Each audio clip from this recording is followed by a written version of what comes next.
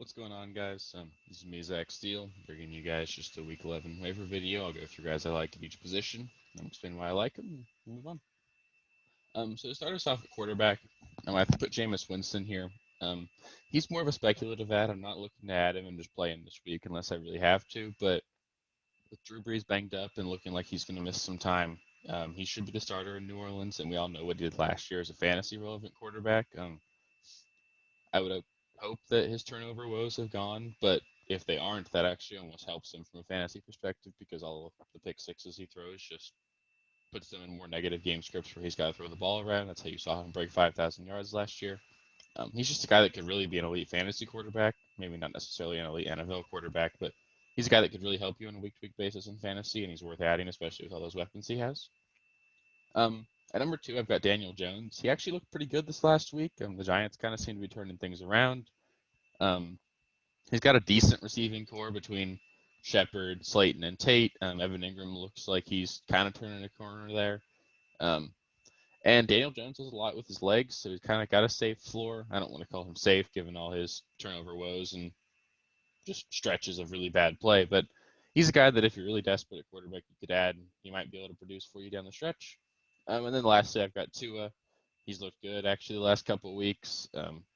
He's really spreading the ball around. The Dolphins actually look pretty good as well, and he's just a guy that I think he could be a bye week fill in, injury week replacement for you.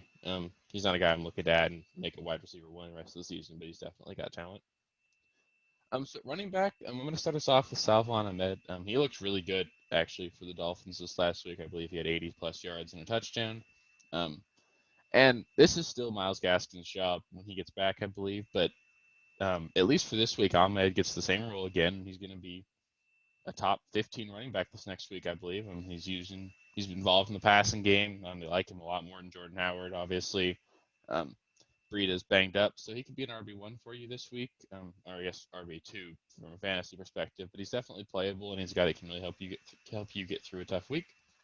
Um, at number two, I put Cam Akers here. He looked significantly more involved in the Rams' offense this week. He had 18 snaps compared to like the 5 he'd been getting, and he looked good with the touches he got. I believe he led the Rams in rushing yards actually.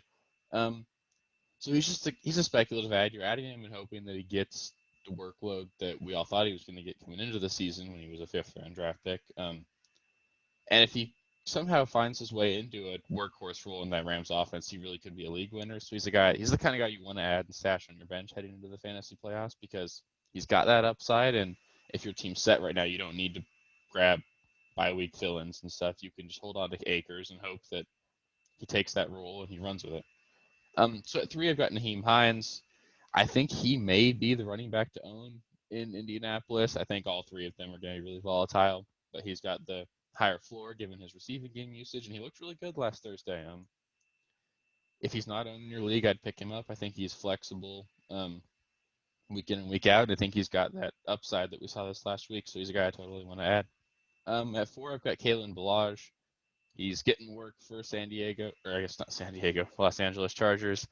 Um, he's been solid, believe it or not, and with how thin running back is, you could do a lot worse, especially until Justin Jackson and Eckler are back. I think Balaj is a guy that could really help you. I'm at five here. I've got Alex Collins. It looks like he's kind of the running back to own right now in Seattle.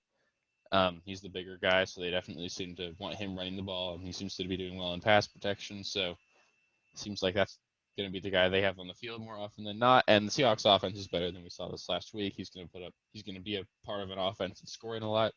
He even scored this last week, so he could have a good stretch until Carson is back, which could be this Thursday. So that's why I'm not super high on Collins. But so wide receiver, I'm going to start with Jalen Rager.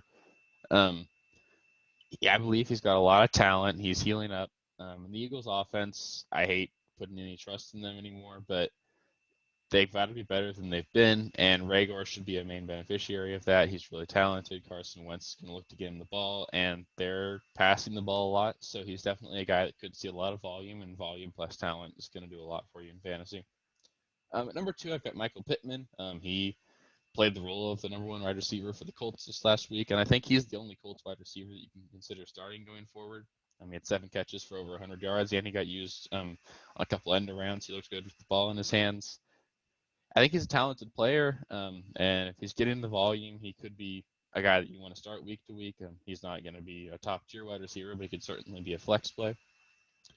Jakeem Grant, he looked really involved with Preston Williams out for the first time this week. He scored a touchdown. They really do a lot to get the ball in his hands, see what he can do after the catch. So he's going to have a couple receptions every week. He's got a decent floor, and he's definitely got the upside of he could. Oh, he's always about to take one to the house. He's not one of those guys that you could play as your flex and could drop 30 for you.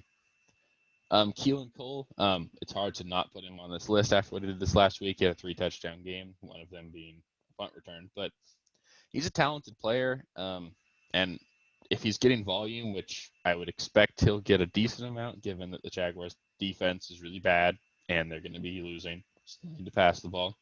If Keelan Cole's getting 5 to 8 targets every week, he could totally be a guy that goes 4 for 60 and a touchdown and is definitely flexible. And then Josh Reynolds, you saw him on the field a lot this week against the Seahawks, and I think he had like 8 catches for 94 yards. Um, he's still the wide receiver 3 in that offense, but I do think that's an offense that can kind of support 3 wide receivers. Obviously, you're not playing him every week, but in games where they're going to be in shootouts or against bad defense, he's a guy that you consider playing. He's getting enough volume that he's worth considering. And then at tight end, I'm going to start with Logan Thomas. He's getting a lot of volume, and Alex Smith looked pretty good this week. Um, if he forms any sort of report, with all the volume he's been getting this season, if he just starts getting consistently decent targets, he's going to start putting up points. And with how thin the tight end position is, you can't look away from the volume he's been getting. At 2, I've got Kyle Rudolph. He's a talented player. He's just been splitting targets with Irv Smith, and Irv Smith is currently banged up. He's going to miss this game, tonight's game, but so we'll see. I don't know how long Irv Smith is going to be out, but if he misses more time, Rudolph's a guy that could totally be a nice fill-in and a top 10 tight end. And then Dalton Schultz, he's getting volume. The Cowboys are a really bad defense. They're going to have to pass the ball a lot to keep up. So Schultz can get enough volume that he's usable. All right. So that's going to be it for this week's waiver wire video. If there's anybody I didn't mention that you think should be on here, please feel free to ask me about them in the comments. I'll do my best to get back to you. Same thing if you've got questions as to whether or not you should drop a player to add somebody, ask me. I'll get back to you. I'll give you my input. We'll do a buy low, sell high video tomorrow. So if you want that content, please be sure to like, subscribe, and click the bell so you get a notification when that's up. Thanks for watching, guys.